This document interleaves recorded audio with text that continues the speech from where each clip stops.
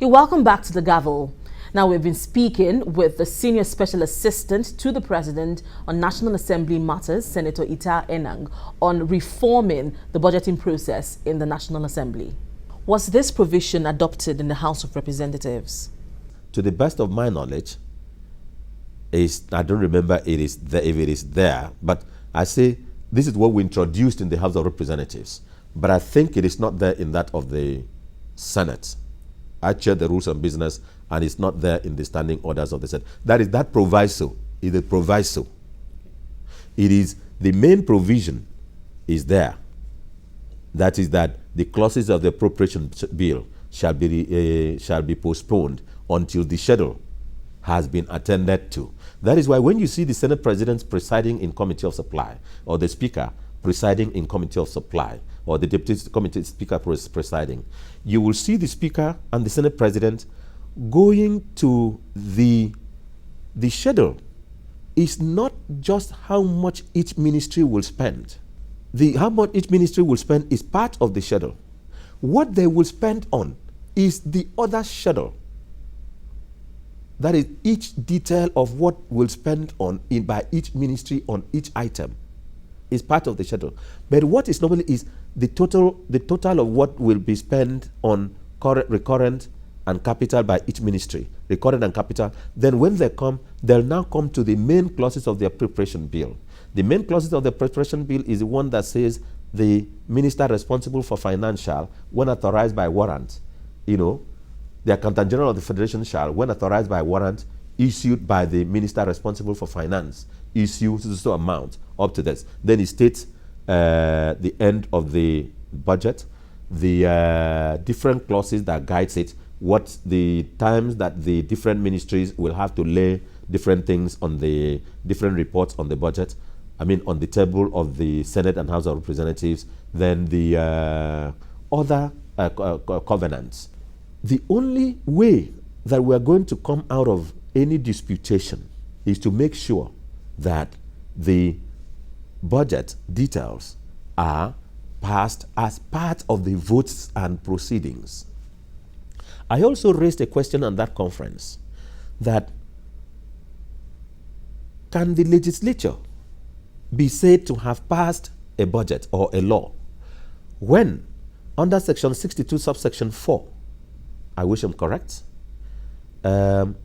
I think I can read it from part of the paper also. I made a reference to the section 62 subsection 4.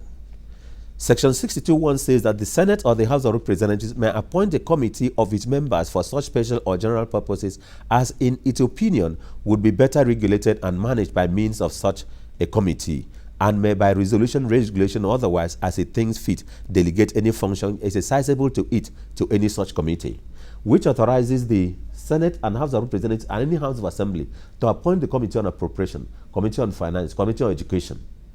And now, but the same, it says that you can delegate functions to it. But it says in section 62 subsection 4 that nothing in this section shall be construed as authorizing such house to delegate to a committee the power to decide whether a bill shall be passed into law or to determine any matter which it is empowered to determine by resolution under the provisions of this Constitution. But the committee may be authorized to make recommendations to the House on any such matter. Now, the presentation I made was that under that provision,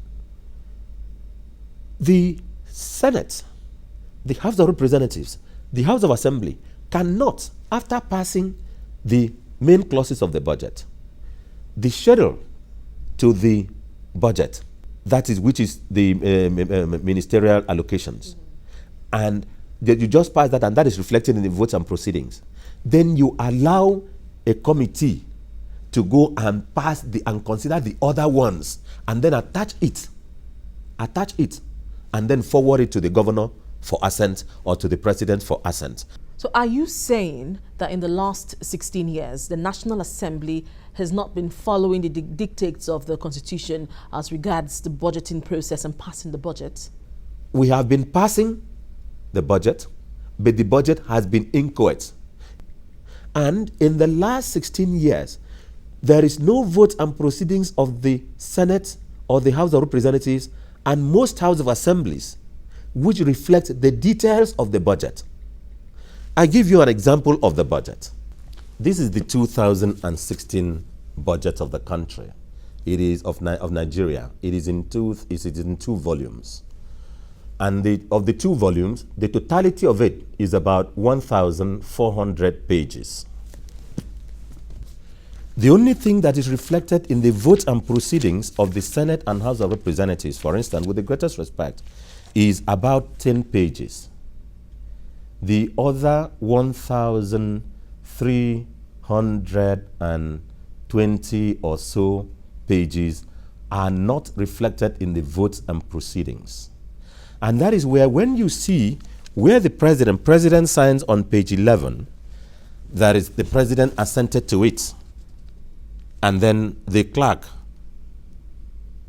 Salisu Maikaswa, also signed in certification on the same page. After that, you'll see revenue framework.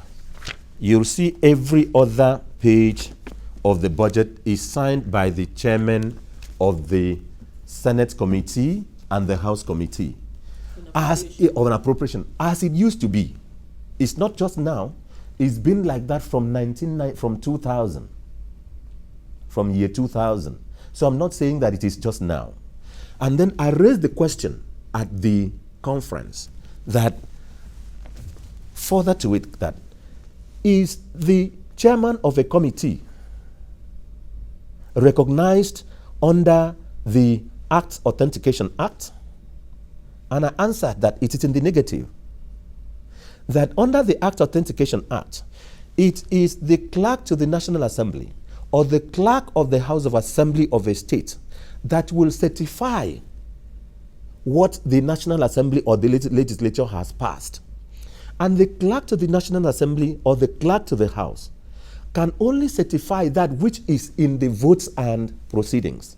And because the details of the budget are never reflected in the votes and proceedings, the clerk's signature is not there and is not at the end. The clerk's signature is only limited and stops at the point where about 10, 11, 12 pages, which carries this, not the details of what we'll spend on, but how much each ministry will spend on and the main clauses, the sectoral allocations. Now, would it amount to fraud or an illegality if, after the budget is passed in the Senate and the House of Representatives, any member, maybe any member of the House or Senate leadership or the chairman of the appropriation committees go and make some correction to an adjustment to the budget? Would it amount to fraud or an illegality? It is only if the National Assembly, that is the Senate or House of Representatives, passes the budget on the floor and it is reflected in the votes and proceedings, and it is certified by the clerk. At that time, nobody can touch it. Even the chairman of any committee cannot even touch it, because when it is reflected on the votes and proceedings, it has become the business of the clerk to the House of Representatives, clerk of the Senate, or the clerk of the particular house. No other person can touch it. No person can certify it. No person can add anything to it. No person can remove anything from it. So the question of, after it has been passed, whether anybody can add to it doesn't arise, because the only person that has custody of that document, which is the votes and proceedings, is the clerk of the House. Not even the Speaker of the House, not even the Senate President, not the Speaker of the House of Assembly, not even any person, because the Act Authentication Act imposes duty only on the clerk to the National Assembly to certify. And of course, when he certifies, the Act provides that he certifies, he forwards it to the Mr. President, in the case of the National Assembly, or in the case of the House of Assembly, he sends it to the governor of the state.